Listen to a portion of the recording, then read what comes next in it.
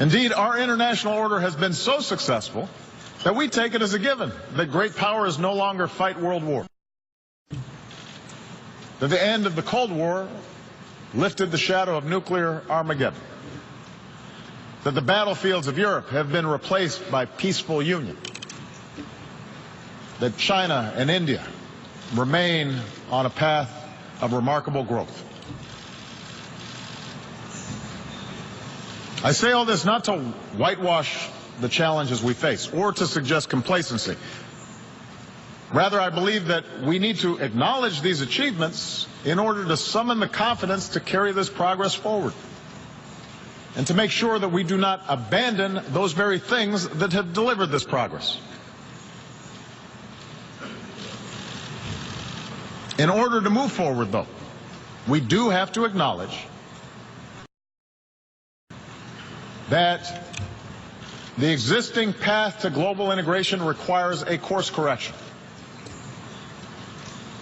Because too often those trumpeting the benefits of globalization have ignored inequality within and among nations, have ignored the enduring appeal of ethnic and sectarian identities, have left international institutions ill-equipped, underfunded, under-resourced in order to handle transnational challenges. And as these real problems have been neglected, alternative visions of the world have pressed forward, both in the wealthiest countries and in the poorest. Religious fundamentalism, the politics of ethnicity or tribe or sect, aggressive nationalism,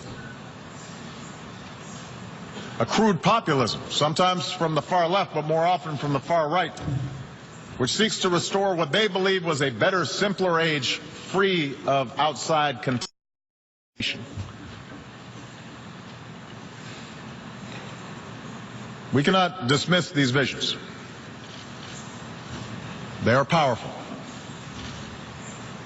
They reflect dissatisfaction among too many of our citizens. I do not believe those visions can deliver security or prosperity over the long term. But I do believe that these visions fail to recognize at a very basic level our common humanity. Moreover, I believe that the acceleration of travel and technology and telecommunications, together with a global economy that depends on a global supply chain, makes it self-defeating ultimately for those who seek to reverse this progress. Today, a nation ringed by walls would only imprison itself.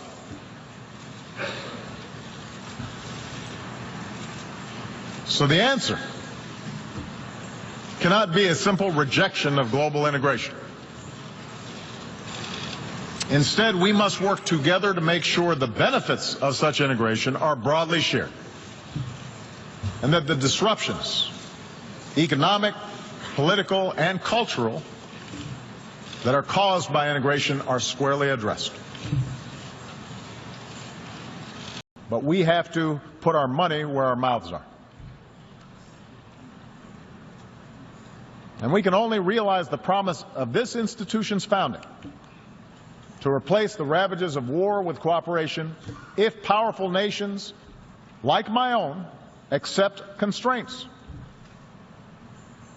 Sometimes I'm criticized in my own country for professing a belief in international norms and multilateral institutions, but I am convinced that in the long run, giving up some freedom of action, not giving up our ability to protect ourselves or pursue our core interests, but binding ourselves to international rules over the long term enhances our security. And I think